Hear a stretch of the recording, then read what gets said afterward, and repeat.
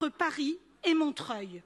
Mais quelle idée de vouloir fortifier cette porte de Montreuil, alors qu'au contraire, nous devrions faire un trait d'union entre Paris et Montreuil, un trait d'union urbain et non une fermeture de cette porte.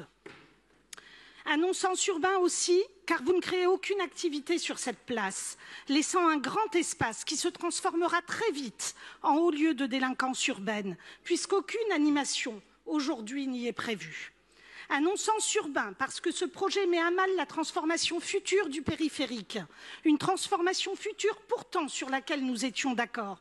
Mais si tous les talus du périphérique appartiennent à des entreprises privées qui auront leur immeuble de bureaux, expliquez-nous comment, dans 20 ans, nous pourrons transformer ce périphérique. C'est aussi un non-sens économique.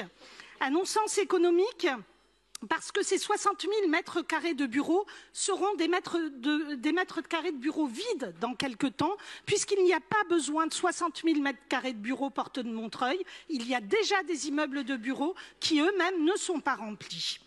Mais c'est aussi la volonté de vendre cette porte de Montreuil au privé que nous contestons. Un non-sens économique aussi, parce que les espaces parisiens de cette porte de Montreuil sont vendus à des prix très bas. Il y a certains prix de vente qui sont à moins de 100 € le mètre carré.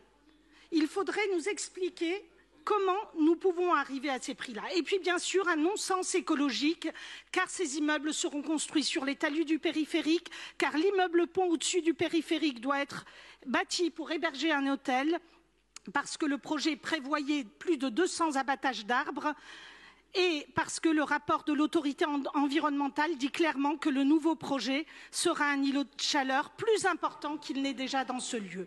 Voilà, vous l'avez compris, nous ne voulons pas, nous voulons la renaissance de la ceinture